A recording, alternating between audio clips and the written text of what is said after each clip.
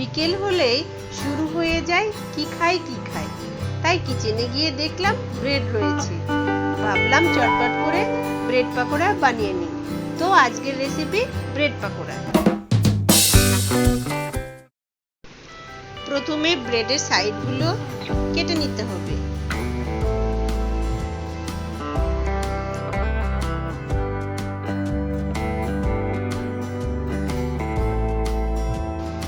এবার ফিলিং বানানোর জন্য 3টে সেদ্ধ আলু নিয়ে ম্যাশ করে নিতে হবে।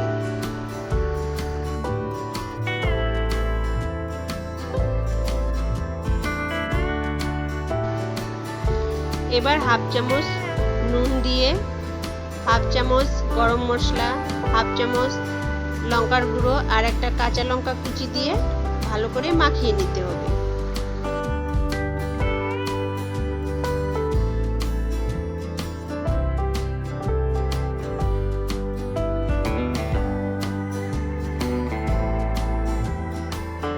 এবার একটা বাটিতে 1 কাপ বেসন নিয়ে ওর মধ্যে হাফ চামচ নুন, একটু হলুদ আর একটা ডিম ফাটিয়ে দিয়ে ভালো করে মিক্স করে নিতে হবে।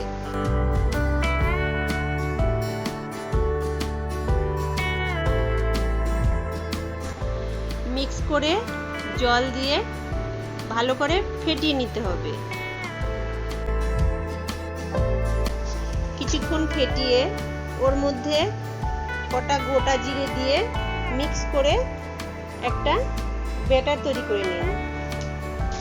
এবার ব্রেডের টুকরোতে প্রথমে বাটার লাগাতে হবে।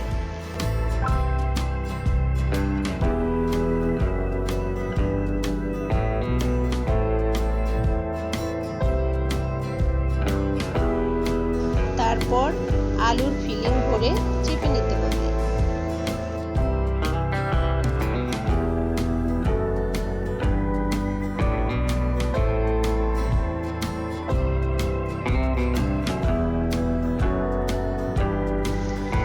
এবার ব্রেডগুলোকে তৈরি করা ব্যাটারে ডিপ করে তেলে ভেজে নিতে হবে।